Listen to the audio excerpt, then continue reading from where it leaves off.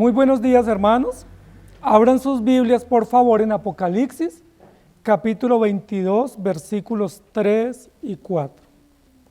En esta mañana continuamos con nuestro estudio detallado del libro de Apocalipsis, con un hilo conductor que hemos llevado desde el comienzo, hace 6 años, en nuestro estudio, que es Jesucristo, Cordero Vencedor.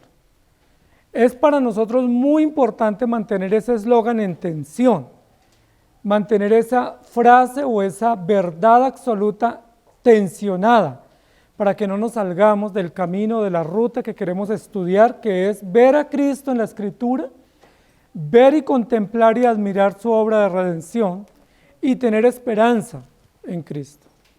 Si no tenemos esa verdad en tensión, con mucha facilidad nos vamos a salir o nos vamos a distraer y terminaremos diciendo cosas que no son el centro de Apocalipsis y por supuesto terminaremos lejos de noción. Apocalipsis capítulo 22, 3 y 4 dicen de la siguiente manera: y no habrá más maldición, y el trono de Dios y del Cordero estará en ella, y sus siervos le servirán, y verán su rostro, y su nombre estará en sus frentes.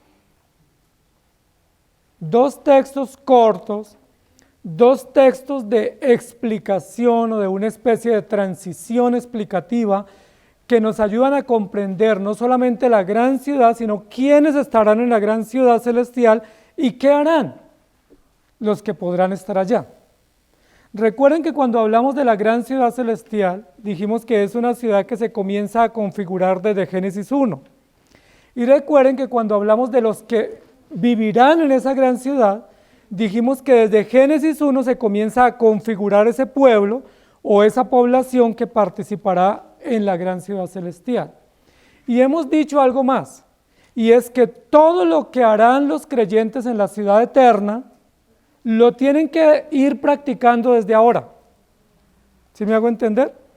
Es decir, allá no vamos a una tarea nueva para la cual se nos prepara que desconocemos plenamente, sino que todo lo que haremos allá es para lo cual hemos sido entrenados, discipulados, instruidos y capacitados aquí en la tierra.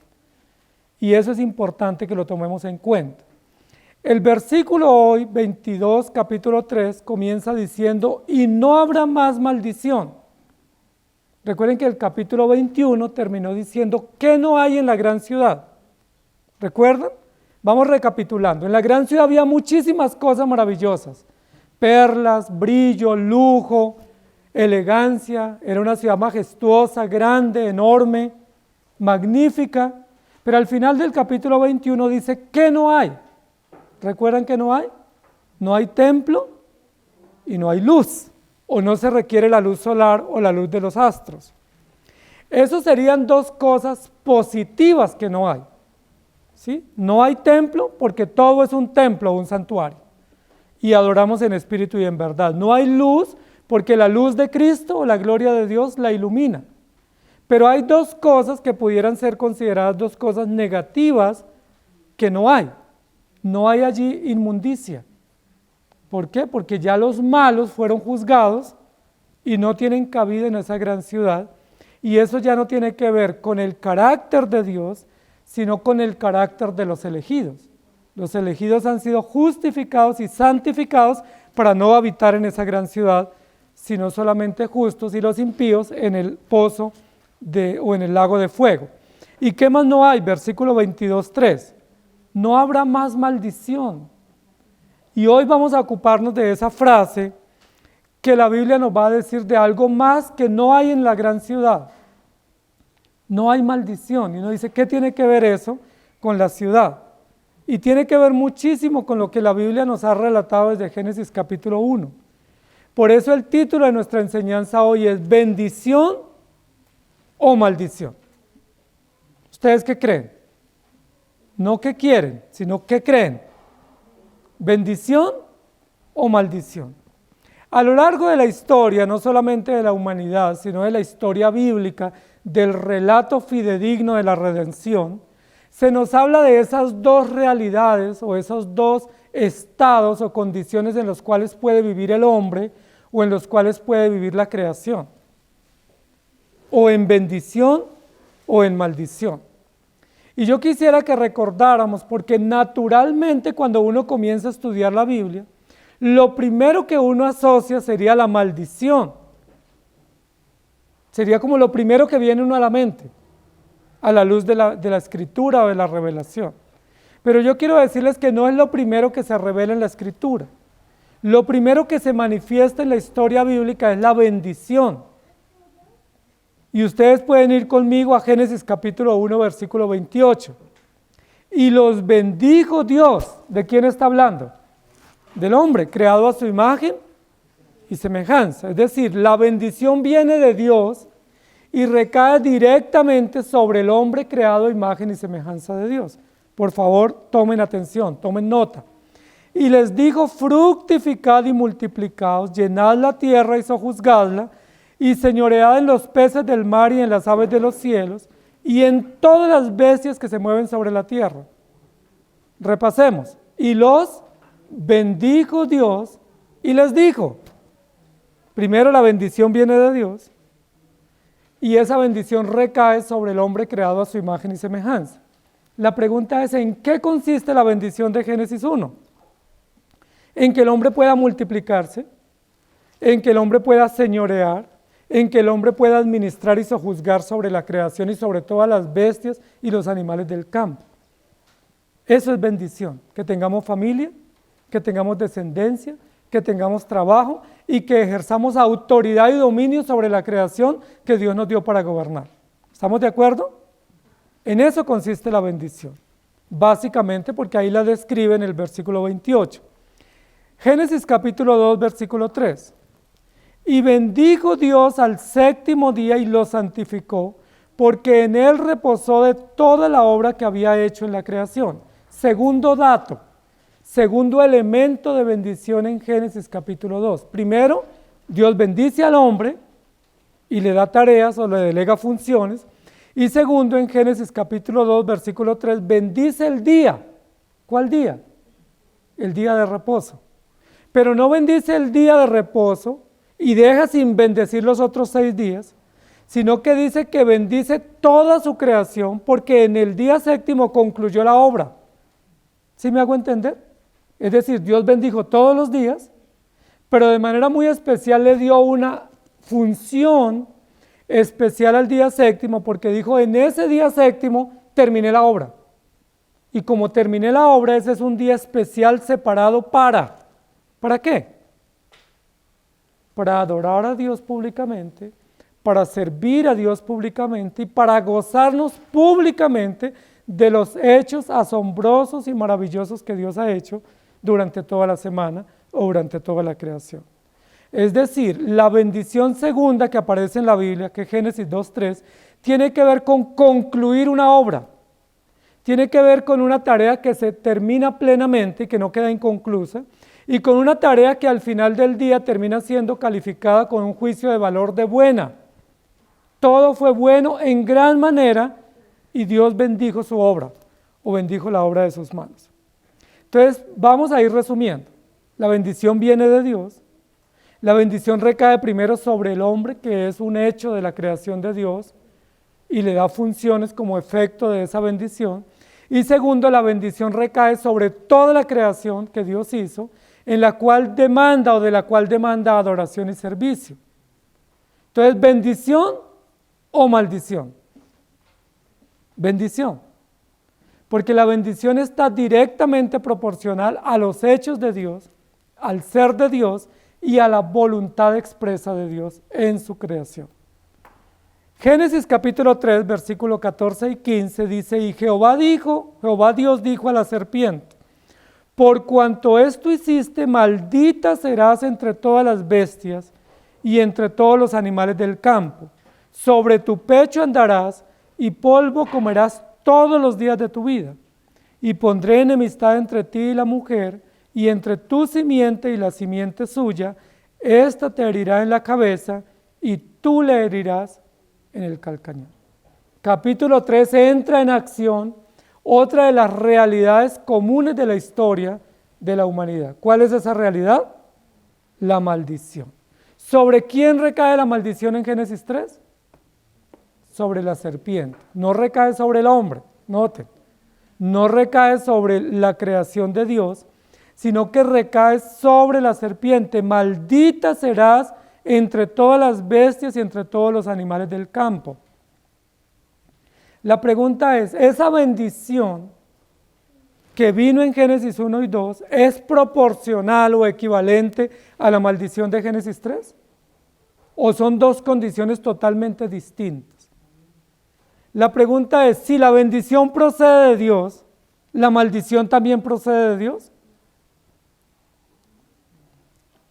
¿O la maldición es una consecuencia que viene por violar las reglas o los mandatos de Dios? La bendición viene de Dios, ¿estamos de acuerdo? Dios la estipuló como parte integral de su perfecta ley. ¿Pero estipuló Dios en su ley la maldición?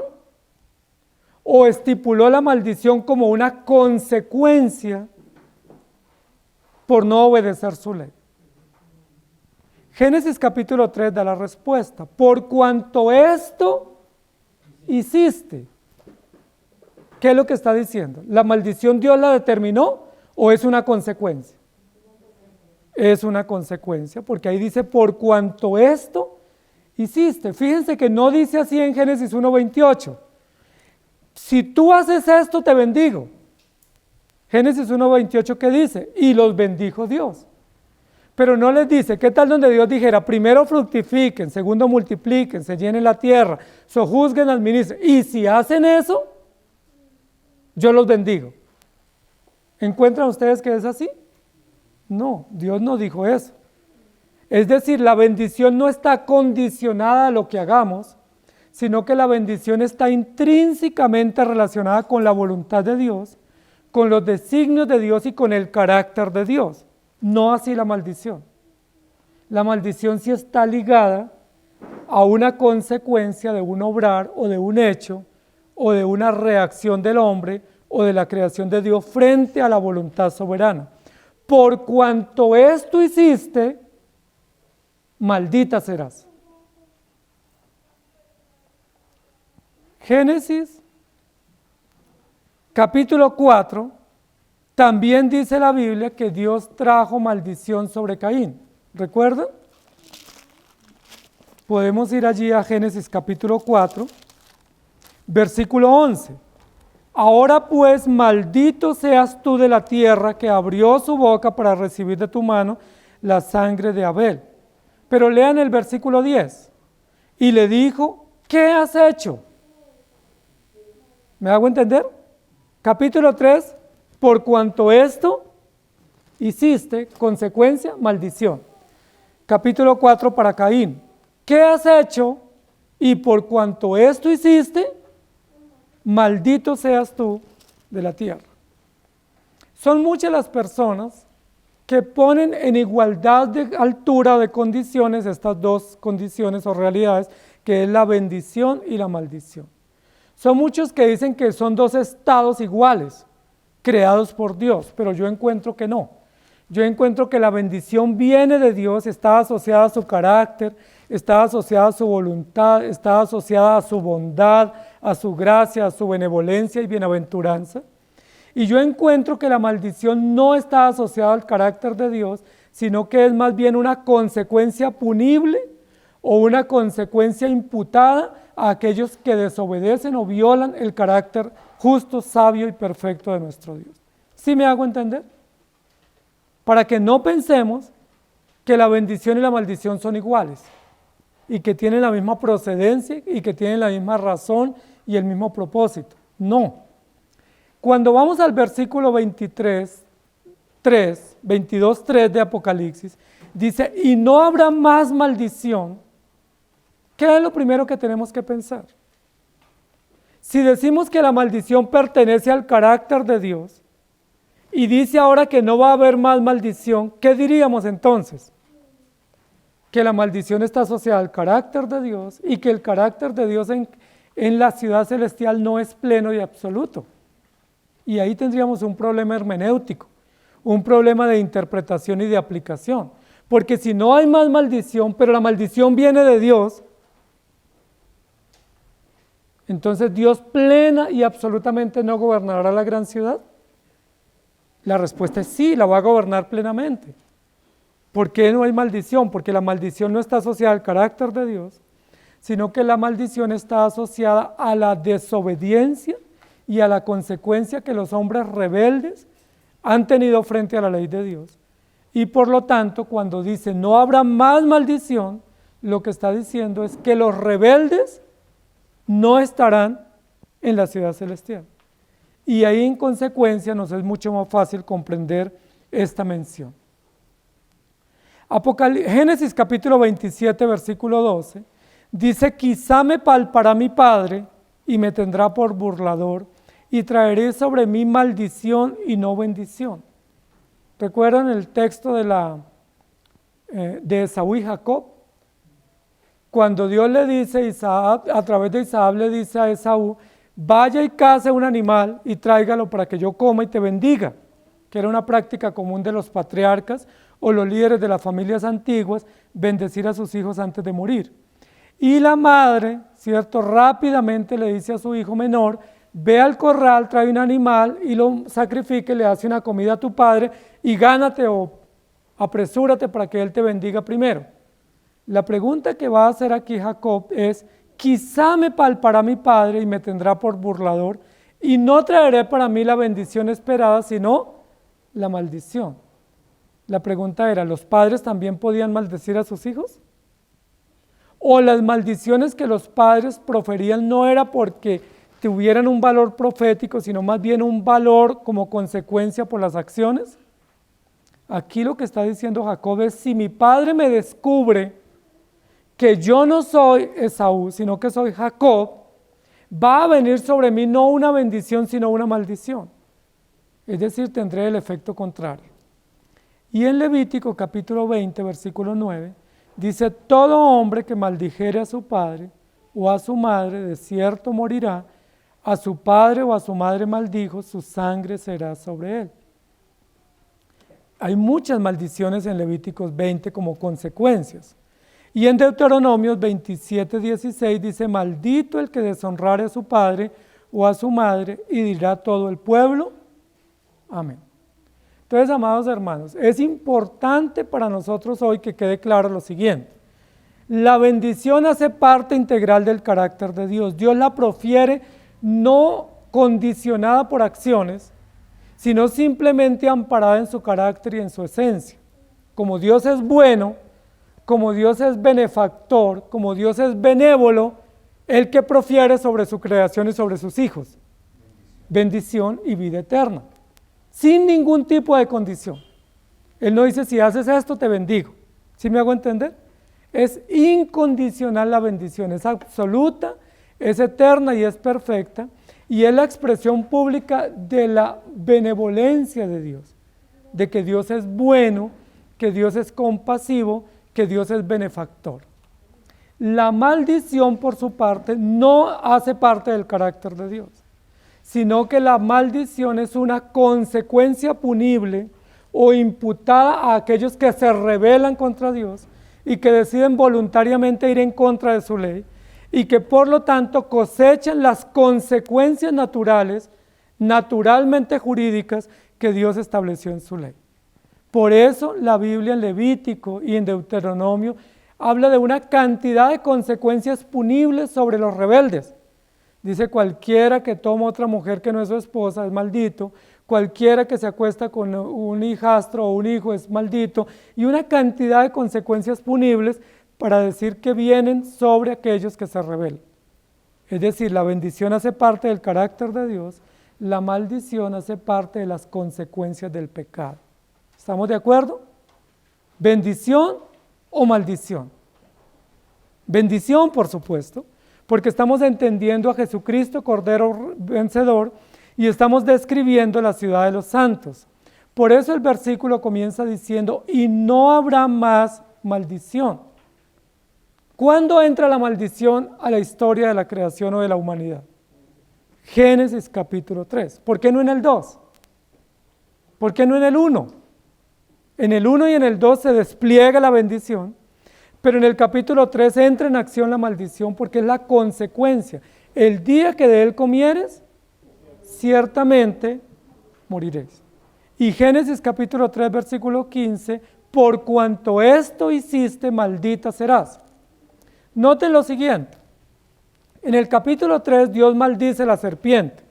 Recuerden que la serpiente fue maldita por ser la representación o la encarnación del mal o de Satanás, no por ser serpiente, ¿sí? No por ser un animal que a Dios no le gustó en un momento dado, sino porque esa serpiente fue el instrumento usado por Satanás para representar o para tipificar el engaño contra Adán y Eva.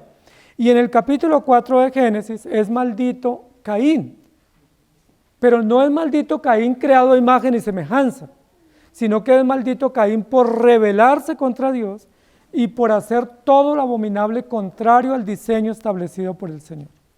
Entonces entremos en materia, por favor. ¿Bendición o maldición? Si ustedes tuvieran que elegir, ¿qué elegirían? ¿Y por qué? ¿Se acuerdan cuando David, el rey, fue puesto en un momento de disciplina? Que Dios le permite, para expresar ahí públicamente cómo se debe entender este tema, le permite a David elegir. Tenía 3 opciones David para elegir y le dice Dios, elige. ¿Sí? Primera vez que Dios didácticamente nos permite elegir. ¿Sí? Te voy a dar 3 opciones y elige, ¿cuál quieres? ¿Y recuerdan cuál eligió David? Caiga yo en manos de Jehová mi Dios, porque tú eres benévolo y compasivo y misericordioso, y no caiga yo en manos del hombre. ¿Se acuerdan por qué dijo David que no caer en manos del hombre? Porque es injusto, cruel, inclemente y despiadado. Si Dios nos pudiera elegir hoy, supongamos que Dios nos va a corregir, nos va a disciplinar, y nos pusiera a elegir, ¿qué debiéramos elegir? Como David, caer en manos de Dios. Aunque es severo y es justo, pues es compasivo y benévolo y no como nosotros los hombres. Lo primero que dice el texto es, y no habrá más maldición en la gran ciudad celestial. Entonces yo quiero que nosotros nos ubiquemos aquí, porque ya vimos que los primeros datos de maldición aparecen en Génesis 3 y Génesis 4, y luego en Levíticos y en Deuteronomios, en todos los profetas. ¿Qué es lo que Dios está diciendo? Está marcando una distinción. Esa expresión, no habrá más maldición, lo que nos permite es marcar distinción o marcar territorio o establecer 2 tipos de personas aquí en la tierra. ¿Cuáles son esos 2 tipos de personas? Los bendecidos y los maldecidos. Sí, los que son benditos y los que son malditos. ¿Cuáles son los benditos? Los salvos. Los elegidos, los que Dios de antemano determinó para su gloria y que a su tiempo los llamó y les dio fe y los regeneró por el poder de su Espíritu Santo. ¿Y quiénes son los malditos? Los que se rebelaron contra Dios y los que decidieron vivir sin Dios y sin ley y dijeron viviremos así y no nos pasará nada. Y se deleitaron en su rebeldía. Cuando la Biblia dice no habrá más maldición, tácitamente, ¿qué es lo que está diciendo? No habrá más rebeldes, o no habrá más injustos, o no habrá más impíos, o no habrá más desobedientes que se obstinen en vivir en su desobediencia. Y esa expresión nos permite marcar territorio y separar y decir, si no hay más malditos en ese lugar, ¿qué significa? Que en ese lugar solamente hay benditos, es decir, salvos o elegidos. ¿Por qué? Porque ya se estableció el juicio final y al establecerse el juicio final hubo una clara separación. Antes del juicio final esa separación no se puede dar. ¿Recuerdan la parábola del trigo y la cizaña? Maestro, vimos que hay cizaña en medio del trigo. ¿Quieres tú que vayamos y la arranquemos? Qué piadoso, ¿cierto? Qué serviciales estos obreros dispuestos a ir a malograr el trigo. ¿Y qué le dice el dueño del cultivo? No, señores, no hay que arrancar la cizaña, pero si es cizaña y no sirve. Y el dueño de la viña o del cultivo les dice, dejen crecer lo uno juntamente con lo otro. Y uno dice, eso no es inteligente. Pero el dueño del cultivo dice, al final del tiempo se recogerá y se separará.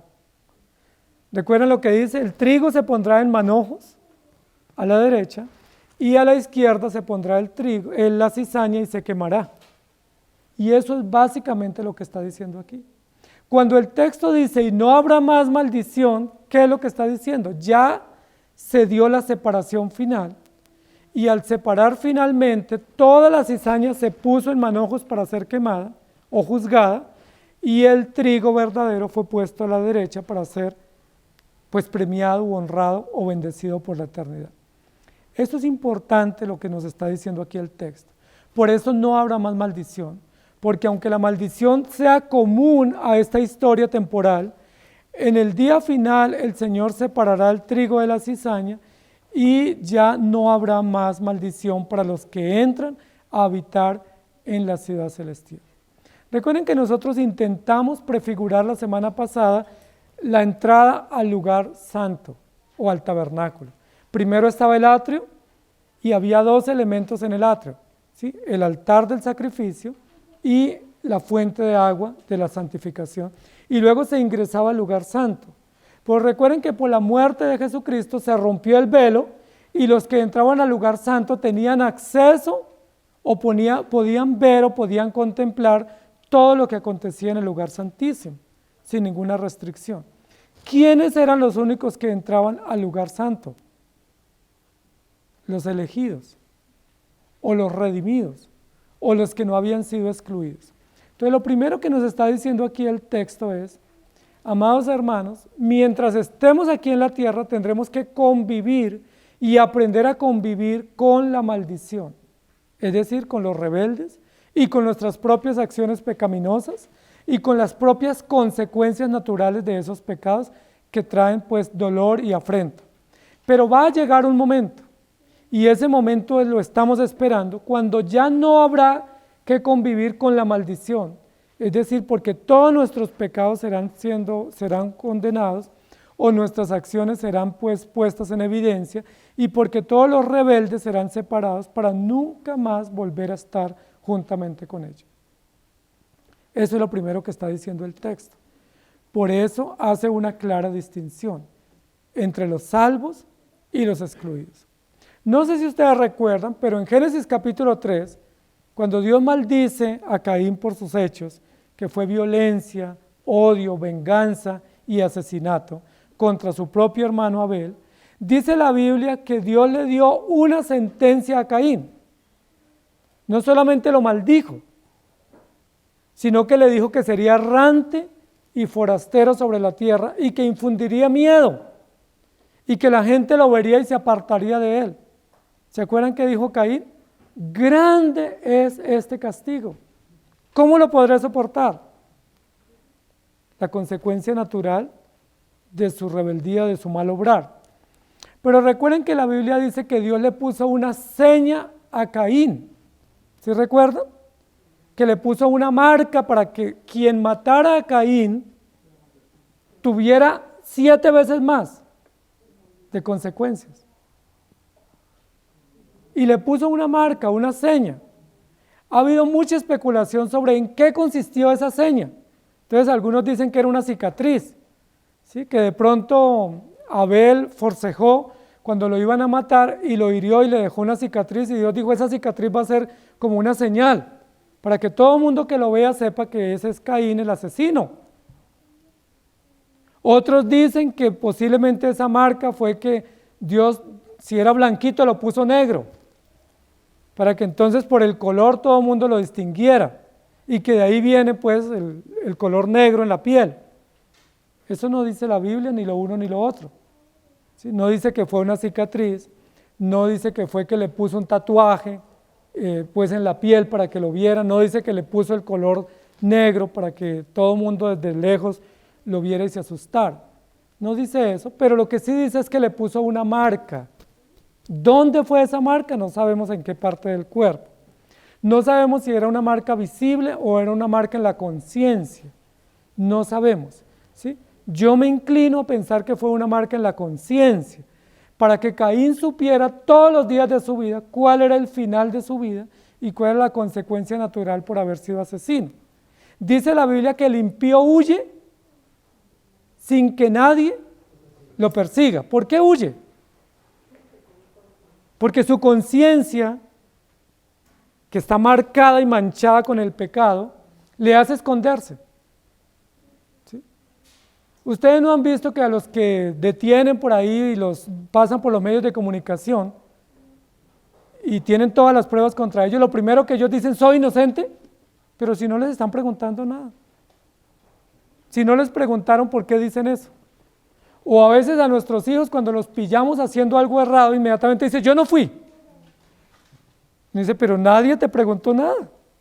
¿Por qué dice yo no fui? Es decir, ese es un acto incriminatorio donde él mismo está diciendo, yo soy, pero no fui. Su conciencia, ¿cierto? Que es un código moral que Dios puso, que está en concordancia con la ley y el carácter de Dios, nos acusa constantemente. ¿Y qué dice Romanos 1, 2 y 3? ¿Quién es el que nos acusa? Dice sus propios razonamientos y su propia conciencia cauterizada o desviada o engañosa les acusa, de tal manera que ellos mismos saben que no son ni inocentes ni inexcusables delante de Dios. Entonces, ¿cuál fue la marca que Dios le puso a Caín? Yo me inclinaría, no estoy seguro, pero me inclinaría a pensar que fue una marca en la conciencia, para que Caín supiera todos los días de su vida que era un asesino y nunca se olvidara de eso. Yo no sé si ustedes han escuchado testimonios de mujeres que han abortado, pero cuando una mujer ha abortado no le queda una marca visible. ¿Sí? Uno la ve caminando y uno no dice, ella abortó. Nadie sabe. De pronto ni siquiera su esposo o su pareja sabe. Pero ¿quién sabe que abortó? Dios sabe y ella sabe. Y ustedes han escuchado que esas mujeres nunca olvidan ese hecho. Que ellas todo el tiempo se incriminan, se responsabilizan, se culpabilizan por haber abortado. O se justifican, en el peor de los casos. Entonces la Biblia dice que Dios le puso una marca a Caín y lo maldijo. ¿Por qué yo estoy trayendo esto a la memoria? Porque aquí en el texto que nos ocupa hoy también habla de una marca o una señal en la frente. ¿Sí estamos de acuerdo? Versículo 4. Si no hay maldición, si no hay solo bendición, significa que ya hubo separación entre los impíos y los salvos, y que los impíos también tenían una marca. ¿Cuál era la marca de los impíos? ¿Se acuerdan? En Apocalipsis capítulo 12 y 14, ¿cuál fue la marca de los impíos? La marca que impetró la bestia en la frente y en las manos de todos los incrédulos.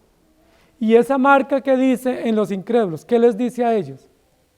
Que son malditos, que están separados de Dios y que son errantes y destituidos totalmente de la presencia de Dios y que nunca tendrán acceso al trono de Dios. Así como la marca que Dios le puso a Caín es la marca que la bestia pone a todos los seguidores. Pero mientras ellos tienen una marca que los indica como malditos y separados del trono de Dios, los elegidos tienen un sello. ¿Y ese sello quién lo puso? Jesucristo a través de su sangre redentora. ¿Y a quién lo puso? A aquellos que Él eligió para salvación, a aquellos a los cuales Él les dio fe, y ellos son benditos de mi Padre. ¿Sí me hago entender? Lo que está describiendo aquí en estas ciudades, si no hay más malditos, es porque solo hay benditos. Si no hay más marcados con la conciencia engañosa y cauterizada del pecado, es porque aquí están solo los que están marcados con el sello del Cordero y que han sido preservados para este momento glorioso del reino celestial. Segunda de Corintios capítulo 5, versículos 5 y 17 dice, mas el que nos hizo para esto mismo es Dios, quien nos ha dado las arras del Espíritu, de modo que si alguno está en Cristo, nueva criatura es, las cosas viejas pasaron, he aquí todas son hechas nuevas. Y luego en Apocalipsis 3:5 dice, el que venciere será vestido de vestiduras blancas, y no borraré su nombre del libro de la vida, y confesaré su nombre delante de mi Padre y delante de sus ángeles. Y en Mateo capítulo 10, 28 al 30 dice, y no temáis a los que matan el cuerpo, como Caín que mató a Abel, mas el alma no pueden matar. temed más bien a aquel que puede destruir el alma y el cuerpo en el infierno. ¿Quién es? Dios. ¿No se venden 2 pajarillos por un cuarto? Con todo, ni uno de ellos cae a tierra sin vuestro Padre, pues aún vuestros cabellos están todos contados. Y Efesios 6, 10 al 13 lo pueden leer ustedes en casa. Primera de Pedro 5, 9, al cual resistid firmes en la fe, sabiendo que los mismos padecimientos se van cumpliendo en vuestros hermanos en todo el tiempo. Y Primera de Pedro 1, 5, que sois guardados por el poder de Dios mediante la fe, para alcanzar la salvación que está preparada para ser manifestada en el tiempo postrero. ¿Bendición o maldición? En la ciudad celestial solo bendición. En el lago de fuego solo maldición. En la ciudad celestial solo salvos, en el lago de fuego solo excluidos, condenados por sus propias obras. Si nosotros decimos que la maldición viene de Dios, entonces Dios es responsable de la condenación. ¿Estamos de acuerdo? Si decimos que Dios libre y absolutamente condenó como efecto público de su carácter y que maldijo, estaríamos diciendo que Dios es responsable de la maldición y la condenación de los impíos. Y la Biblia dice es que cada uno es atraído por su propia concupiscencia y que cada uno se condena por sus propias acciones y porque libremente decidió vivir así. Y que cada uno atrae para sí maldición porque trae las consecuencias de sus propias obras, las cuales él conoce que no las debe hacer. El texto continúa diciendo, y no habrá más maldición, y el trono de Dios y del Cordero estará allí, y sus siervos le servirán. Y quiero que nos dediquemos un poco a explicar un poco en qué consiste esta parte. Y sus siervos le servirán. Recuerden que en la ciudad celestial ya no hay maldición, sino solo bendición, que no hay más condenación, sino solo salvación. Es decir, aquí están representados todos los salvos de todos los tiempos. Pero esos salvos de todos los tiempos ejercen o cumplen una función espectacular en el trono de Dios y en la obra de Dios. ¿Cuál es esa función? Versículo 3 de capítulo 22.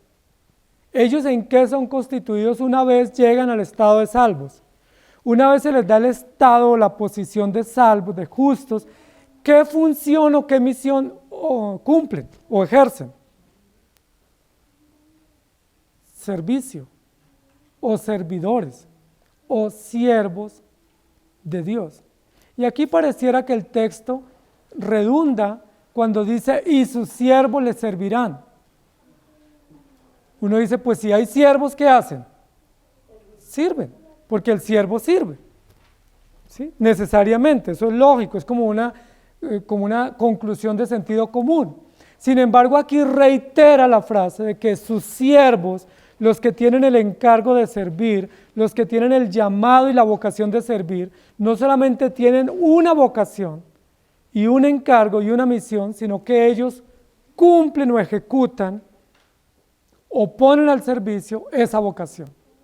Y esto es importante, porque aquí va a dar un paso más el escritor en su mensaje, diciendo que en la ciudad celestial no solamente están los elegidos, es decir, los que Dios hizo una obra de redención, sino que están aquellos a los cuales Dios llamó a servir y efectivamente han servido.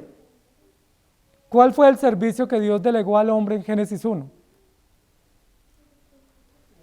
¿Recuerdan? Génesis 1:28.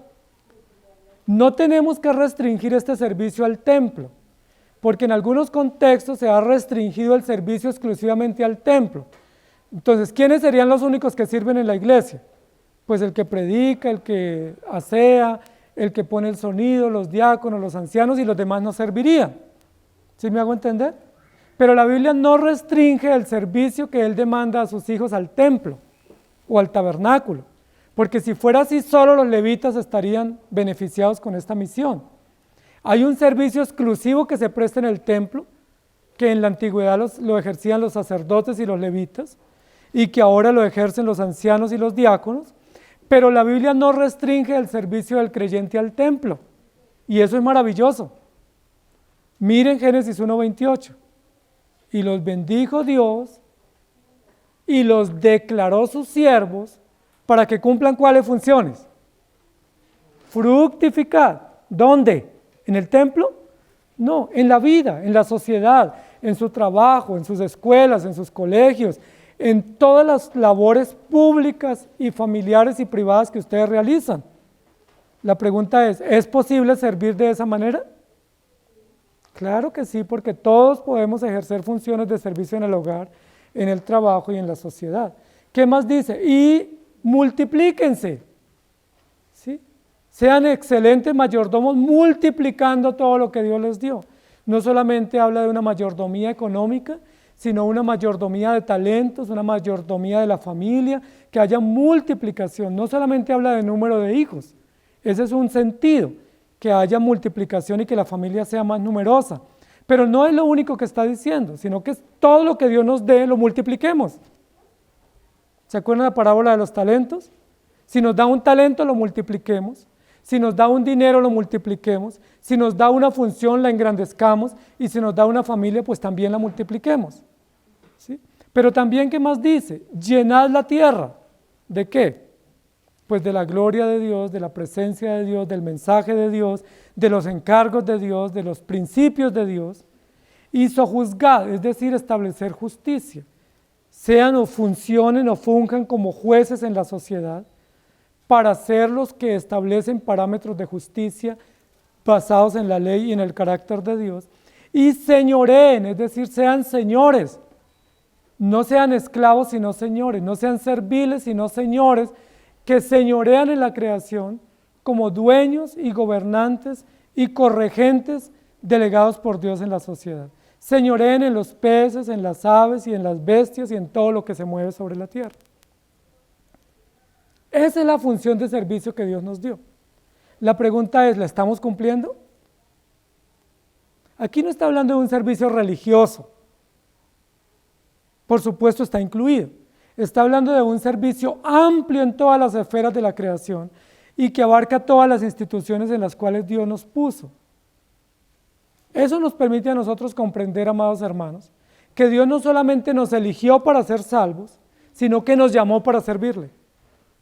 Y que ese es un encargo altísimamente honroso que nos dio como creación. Pero también cabe la posibilidad de que el siervo no sirva. Y si el siervo no sirve, ¿qué le acarrea a él? Maldición. O una consecuencia punible por no servir, por ir en contra de la misión natural para la cual Dios nos puso en esta tierra. Por eso dice la Biblia, el que no trabaje, que no coma. El que no trabaje no se le debe dar, dice la Biblia. Por eso en el pueblo de Dios y en el pueblo hebreo no existía la mendicidad, que hoy en día inunda nuestras calles. Hoy pareciera que un trabajo legítimo es ser mendigo. Y la Biblia condena la mendicidad porque dice el que no trabaje, que no come. Cada uno trabaje, madrugue, esfuércese, sea diligente y organícese y trabaje y produzca, porque Dios a todos nos dio talentos, dones y nos dio un encargo. Y ese encargo es sirva para algo. No solo para Dios, sino para la sociedad, para su prójimo, para el entorno en el cual usted vive, sirva. Y uno dice, ¿y hay posibilidad de que un siervo no sirva? Sí, señores, hay posibilidad. Y yo quiero recordar un ejemplo que tiene que ver con lo que estamos diciendo, y es el ejemplo de la higuera estéril. La higuera fue uno de los árboles frutales por excelencia en el pueblo hebreo y en la antigüedad en el Mediterráneo. Está considerado la higuera uno de los árboles frutales más antiguos que conoce la humanidad, de los frutos más antiguos y más valiosos de la antigüedad o de la sociedad, la higuera. Sí, la higuera es un árbol especialmente del Mediterráneo, ¿sí? Que está capacitado para vivir en zonas subtropicales, calientes, pero que también puede aguantar y soportar temperaturas bajas, aún hasta 7 grados bajo cero, sin morirse, sin secarse. Entonces es un árbol muy excelente, tiene profundas raíces, tiene un follaje muy amplio y produce unos frutos exquisitos. La higuera. La higuera fue uno de los símbolos de la economía hebrea, uno de los 3 símbolos nacionales hebreos, que si tuviera un escudo los hebreos, estaría en el escudo los higos, o la higuera. Con la higuera o con el higo se representaba a la nación de Israel. ¿Recuerdan la parábola de la higuera? Y Jesús, dice la Biblia, que un día pasó por un camino y vio una higuera y dice que tenía hambre. ¿Sí? Son pocas las ocasiones en que la Biblia dice que Jesús tenía hambre o tuvo hambre. Pero en esa oportunidad, dice la Biblia, iba por un camino y tuvo hambre y vio una higuera y mandó a coger el fruto, pero ¿cuál fue la respuesta? Esta higuera no tiene fruto. ¿Y recuerdan qué dijo Jesús? ¿Qué profirió Jesús sobre esa higuera? Maldición. ¿Qué dijo Jesús? Nunca más nadie coma fruto de esta higuera, y la maldijo. Y dice la Biblia que los discípulos luego vieron que la higuera se secó. Y le dijeron, maestro, ¿qué pasó? ¿Cómo así que tú la maldijiste y se secó? ¿Y qué dijo Jesús? Que el que no da fruto o el que no sirve es maldito. Amados hermanos, esta parábola es muy interesante. Bueno, esa no es una parábola, eso es un hecho narrativo de un episodio en el cual Jesús participó. Hay otro que es la parábola de la higuera, pero este es un hecho real en el cual Jesús presenció y los discípulos presenciaron ese momento, y Jesús maldijo la higuera. Y uno dice, ¿por qué Jesús maldijo la higuera? Porque esa higuera debía tener fruto. Las higueras normalmente, desde que sembraban hasta que se daba fruto, tardaba de 6 a 7 años para dar fruto. Es un árbol que no da fruto pronto, pero una vez da fruto, pues conserva un fruto bastante estable. Sin embargo, Jesús no consideró si estaba en época de fruto, si era que todavía no era el momento, pero dice que tenía buenas ramas, buena hoja, pero no tenía fruto, era frondosa, y Jesús la maldijo. ¿Qué nos enseña esa lección de Jesús? Que aquel que es llamado para producir y no produce, ¿qué viene sobre él? Maldición o consecuencia. Y esto tiene que ver con lo que Jesús está diciendo. Noten que está el texto hablando de maldición. Noten que el texto está hablando de servicio, de productividad o de fruto. Nosotros lamentablemente hemos pensado que productividad es dinero y que servicio es hacer unas pequeñas cosas como unas limosnas. ¿Sí? A veces uno piensa que en la iglesia sirve llegando media hora antes, o que uno le sirve a un vecino cuando le hace un favor, pero la Biblia no circunscribe el servicio a pequeñas funciones ocasionales o a pequeñas labores muy fortuitas, sino que la Biblia lo que dice es, fuimos llamados para que toda nuestra vida podamos ejercer servicio para el bien común y por supuesto para la gloria de Dios. Si decidimos o acertamos que Génesis 1:28 describe ampliamente las esferas de servicio, la pregunta es, ¿cuándo no debemos servir? Pues nunca, porque todo el tiempo estamos en función de servir, de ayudar, de comprender nuestro llamado y de hacerlo abnegada y con alegría para nuestro Dios. Y su siervo le servirá. Yo quiero, amados hermanos, que meditemos un poco en esto, porque lo que está diciendo es, hay algunos que son siervos de Dios y hay otros que se niegan a servir a Dios pudiendo hacerlo. Estos que se niegan a servir a Dios son rebeldes. Y yo quisiera mencionar, traer a memoria, cuando Jesús llamó a algunos para que le sirvieran. ¿Recuerdan? Que Jesús iba por el camino y le dijo a algunos, sígueme. ¿Y se acuerda cómo respondieron algunos? Uno dijo, déjame que entierre primero a mi padre. ¿Recuerdan que otro dijo, acabo de casarme y no he disfrutado de la luna de miel, por favor, dame permiso, por lo menos un tiempo y luego voy y te sirvo? Y el otro dijo, acabo de comprar 2 yuntas de bueyes y no los he probado. ¿Y recuerdan qué dijo Jesús de ellos? No son dignos de mí. Aquel que no deja todo y me sigue no es digno de mí. Aquel que poniendo la mano en el arado voltea atrás no es digno de mí. Aquel que no se niega a sí mismo y renuncia absolutamente a todo no es digno de mí. Y Jesús también profirió una bendición al respecto. Dijo, yo les aseguro que no hay ninguno aquí en esta tierra que haya dejado absolutamente todo y no reciba en la vida eterna, pues recompensado o duplicado una bendición.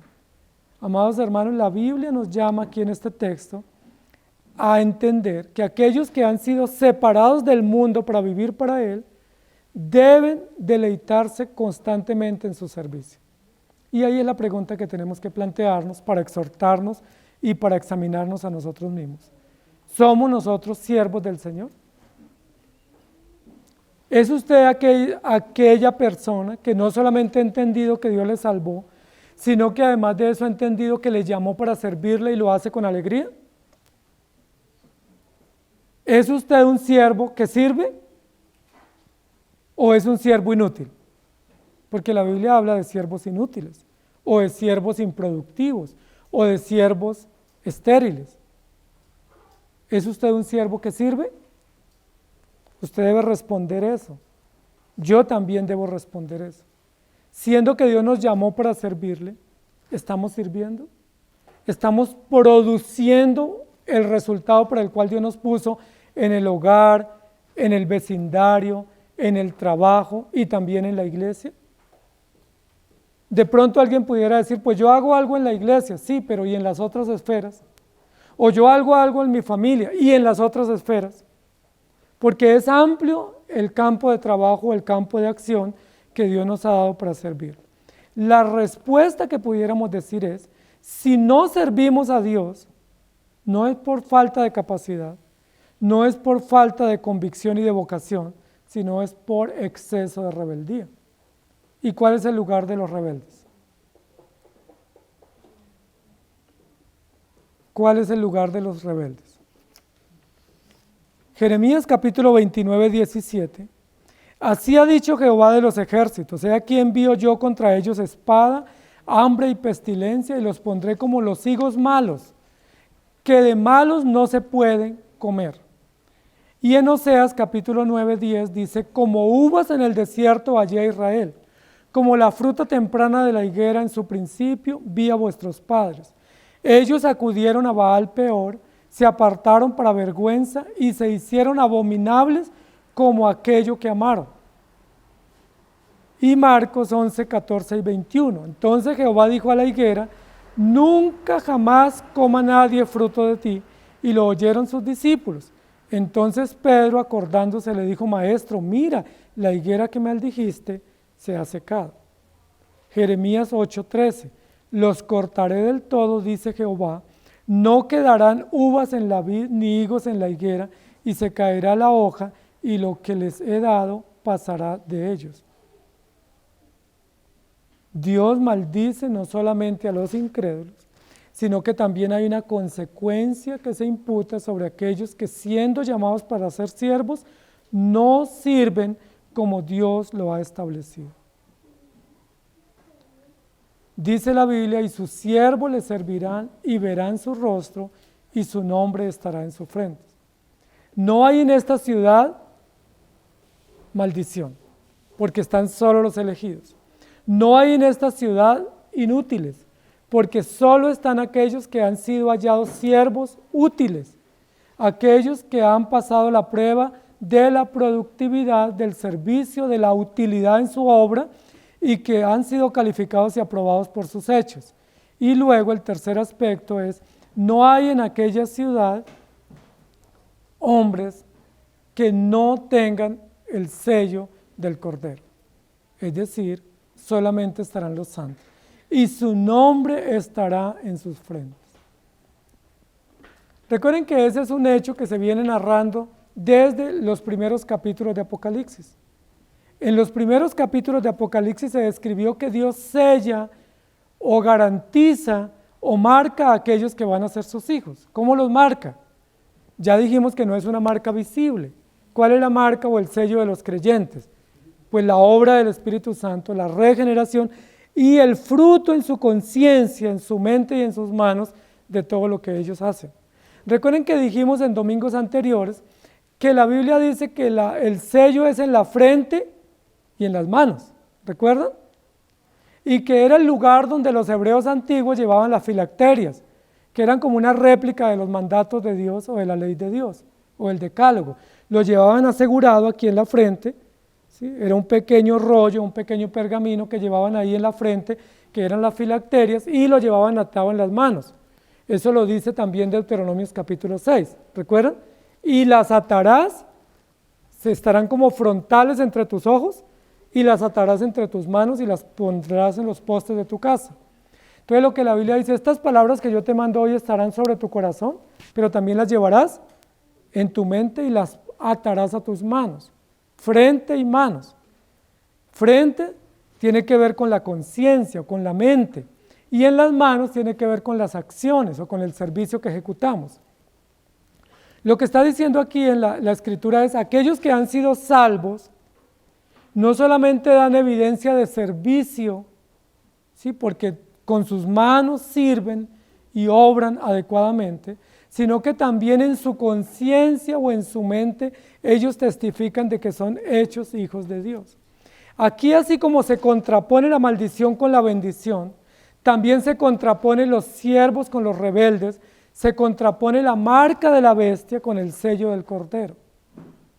Aquí ya no hay más polarización, que es uno de los términos comunes hoy de la sociedad, la polarización, ¿sí? O los polos opuestos. Nosotros tenemos que vivir aquí en esta tierra en medio de la cizaña, tenemos que combatir con el pecado y con la maldad, tenemos que convivir en medio de inutilidad y de gente malvada, pero llegará un momento en que eso ya no acontecerá. Muy pronto ya no nos rodearemos de inútiles y malvados y pecadores. Llegará un momento en el cual estaremos solo los creyentes, los elegidos y los redimidos por gracia, los que hemos sido hallados siervos útiles para su reino, y aquellos que tienen en su mente y en su conciencia la disposición única y exclusiva de servir y adorar al Señor. Tendrán o verán su rostro y su nombre estará en sus frentes. ¿Quiénes son los únicos que tienen derecho a ver el rostro de Dios? Recuerden que en algunos lugares del Antiguo Testamento dice que nadie puede ver el rostro de Dios en esta condición corruptible. Recuerden que la Biblia dice que a Moisés se le permitió ver la espalda, ¿sí? Pero nadie ha podido ver el rostro de Dios plenamente, han podido ver su gloria, han podido ver su grandeza, han podido ver su magnitud, sus hechos, pero nadie ha podido ver el rostro de Dios. En Apocalipsis 23:4 dice, y verán su rostro. ¿Quiénes? ¿Los malditos? No, los benditos. ¿Quiénes verán el rostro de Dios? ¿Los inútiles? No, los útiles, los siervos productivos que han hecho el encargo para el cual se les comisionó. ¿Y quiénes más verán el rostro de Dios? Aquellos que en su frente evidencien o en su conciencia testifiquen públicamente que tienen el sello del Cordero o la garantía de estar en la presencia del Señor. Verán su rostro. Este es un mensaje, una mención muy valiosa en este texto. Verán su rostro. La pregunta es, ¿y no es eso lo que añora todo creyente? ¿Ver el rostro de Dios? ¿No es eso lo que añora la iglesia? ¿Encontrarse con el Señor? ¿No es eso para lo cual superamos o soportamos aflicciones y muchas adversidades aquí en la tierra, los creyentes? Aguardando, esperando el rostro de Dios. ¿Se acuerda qué dice la Biblia de los hombres del Antiguo Testamento? Dice que abrazaron la promesa, pero la abrazaron a la distancia, y que contemplaban por fe y añoraban ver esa ciudad celestial y añoraban ver el rostro de Dios. Dice que lo contemplaban por la fe y lo abrazaban y lo anhelaban y lo esperaban por fe. Nosotros ya no lo vamos a hacer por la fe en algún momento, sino que podremos ver cara a cara el rostro del Señor y podremos tener la libertad de poder mirar a su rostro. Si hoy nos enfrentáramos al rostro de Dios, ¿qué pasaría con nuestra mirada? Teníamos que poner en la tierra. Teníamos que agachar nuestro rostro, como dice la Biblia que sucede con los querubines en Isaías capítulo 6, porque no podríamos soportar mirar al Señor. ¿Por qué? Porque dice la Biblia que estamos vestidos de cosas corruptibles, que es necesario que esto corruptible se vista de incorruptibilidad y esto mortal se vista de inmortalidad para poder ver el rostro del Señor. Entonces sí va a haber un momento en el cual podemos ver el rostro del Señor y ya no nos dará vergüenza. no nos sonrojaremos, ahora nos sonrojamos, porque no podemos soportar la mirada del Señor sabiendo que somos pecadores y que tenemos muchas cosas ocultas que no hemos arreglado. Pero muy pronto, dice la Biblia, podemos mirar al Señor y podemos enfrentarnos a Él.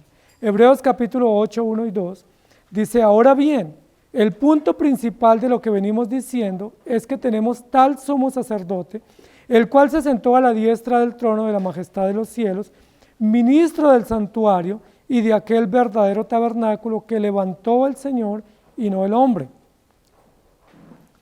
Y Juan 14, 17 dice, el Espíritu de verdad, el cual el mundo no puede recibir porque no le ve ni le conoce, pero vosotros le conocéis porque mora con vosotros y estará con vosotros. Y Romanos 8:9 dice, mas vosotros no vivís según la carne, sino según el Espíritu, si es que el Espíritu de Dios mora en vosotros, y si alguno no tiene el Espíritu de Cristo, no es de Él. Amados hermanos, nosotros en este momento tenemos que afrontar muchas consecuencias de nuestros pecados, justas, necesarias, merecidas. Pero va a llegar un momento muy pronto en el cual el Señor nos dará el ingreso a la ciudad celestial y allí quedaremos totalmente separados de las consecuencias que ya pagamos por nuestros pecados temporales y entraremos a disfrutar eternamente de la bendición celestial, de la vida eterna y de la presencia del Señor. Allí no habrá más maldición. Amén. Allí veremos el rostro de Dios. Amén. Allí sus siervos plenamente le servirán. ¡Qué bendición! Porque su nombre estará escrito en sus frentes y esa es la victoria garantizada, no solo por Cristo, sino también por el resultado natural que Cristo obra en su iglesia. Eso será muy pronto, amados hermanos. Mientras tanto, resistan firmes en la fe. Mientras tanto, tengan paciencia hasta la venida de nuestro Señor Jesucristo. No se desanimen. No se desalienten, aunque hay tribulación, aunque hay obstáculos, aunque hay pecados que batallan dentro de nosotros, no se desanimen, porque está más cerca el día de encontrarnos con el Señor que cuando creímos. Bendición o maldición. Bendición, porque estamos en Cristo, porque Él nos perdonó, porque Él nos eligió, porque Él ha obrado su victoria en nuestras conciencias y porque nos señaló con la sangre del Cordero. Nos marcó, nos roció con la sangre de Cristo, de tal manera que ninguna condenación hay para los que están en Cristo Jesús. En capítulo 21 de Apocalipsis dice que los que entraron a la cena de las bodas del Cordero fueron los que fueron hallados con vestiduras blancas y se les dio la mención de bienaventuranza. Y la bienaventuranza es una bendición, es la bendición sacerdotal que Cristo da u otorga a su pueblo bendecido. ¿Para quién es maldición? Para los incrédulos, para los rebeldes, para los malvados, para aquellos que decidieron voluntariamente vivir sin Dios y vivir a sus anchas. ¿Para quién es bendición? Para los creyentes, los elegidos y para aquellos que por gracia de Dios han sido sostenidos y serán sostenidos hasta el día final. Que el Señor nos ayude. Amado Señor, te damos gracias por tu palabra que es bendita y que permanece para siempre. Te agradecemos porque nosotros debiendo meritoriamente cosechar todas las consecuencias de nuestros pecados, es decir, la maldición y la condenación eterna, tú te pusiste en nuestro lugar. Tú fuiste la propiciación precisa y perfecta por nuestros pecados y tú propiciaste y mediaste a favor de tus hijos de tal manera que ahora ya no recibimos las consecuencias de la maldición eterna, meritorias por nuestros hechos, sino que recibimos la gracia inmerecida que viene de ti, la bendición eterna que viene de ti, la bienaventuranza de poder entrar a tu ciudad celestial y servirte por la eternidad. Sabemos que no es por ningún mérito nuestro, sino por gracia, y eso lo reconocemos hoy por la fe que nos has dado. Bendito eres tú, que nos has bendecido con toda bendición espiritual en los lugares celestiales. Bendito eres tú que nos has injertado en tu pueblo y nos has hecho dar fruto. Nosotros estériles, pero tú productivo. Nosotros inútiles, pero tú tan útil. Y todo lo que podemos hacer bien es gracias a ti que lo obras en nosotros. Y todo lo que hacemos mal, te pedimos perdón, Señor. Ayúdanos a ser productivos en nuestro hogar, en la sociedad, en la iglesia, en cada lugar donde tú nos pones. Que seamos siervos útiles, diligentes, abnegados, comprometidos. Que no hagamos nada por queja o por reclamo, que lo hagamos con gratitud y con disposición. Que los siervos tuyos, que somos tu iglesia, te sirvamos. Que en lugar de estar quejándonos tanto de nuestra nación y nuestros gobernantes, sirvamos con gratitud en esta nación. Esta es la nación en la cual nos pusiste. Este es el país donde quisiste que tengamos nuestra familia y nuestra iglesia. Que te sirvamos con alegría. Que seamos útiles, produciendo, ayudando, contribuyendo de las maneras posibles para que esta nación salga adelante. Para que esta nación sepa que tiene un pueblo que te teme y un pueblo que te sirve y un pueblo que no es quejumbroso, sino que es un pueblo dispuesto, entregado, voluntario para servirte como siervos útiles en tu reino, pero que también sirvamos en la iglesia y que también sirvamos en la casa y que sirvamos unos a otros, aún a nuestros enemigos, con alegría y gratitud, porque muy pronto estaremos frente al veredicto, frente al ingreso, y en ese ingreso tú vas a decir de tus hijos: bienaventurados, buen siervo y fiel, entra, adelante. Pero también en ese día final, a muchos les dirá: malditos, apartados de mí, siervos inútiles, improductivos, estériles, malditos por los siglos de los siglos al fuego eterno. Y nosotros presenciaremos tanto la maldición de los incrédulos como la bendición de los creyentes. Y eso nos dará más motivos para reconocer cuán justo, cuán misericordioso, cuán perfecto eres. Bendición para tus hijos, maldición para los rebeldes. Bendición para nosotros los que seguimos al bendito por los siglos de los siglos. En Cristo Jesús. Amén. Que el Señor les bendiga, querida iglesia.